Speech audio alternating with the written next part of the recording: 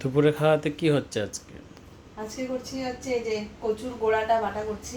আগের দিন করছিলাম, ভালো হচ্ছিল, সেজন্য আজকেও করছি। এটা কাঁচা লঙ্কা আর রসুন দিয়ে করছি। আগের দিন তো রসুন দিইনি, আজকে রসুন দিয়েছি। আমাকে অল্প দাও। অল্পই দিছি। দেখো ভাত বাড়ার সময় এখানে ভাত পড়ে গেছে। আর করছি হচ্ছে এই দেখো বাটা মাছ করছি সর্ষে দিয়ে।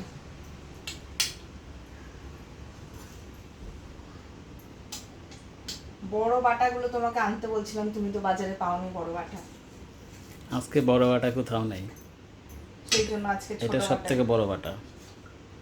এটাই সব থেকে বড় বলে। হুম। হুম। মুগি।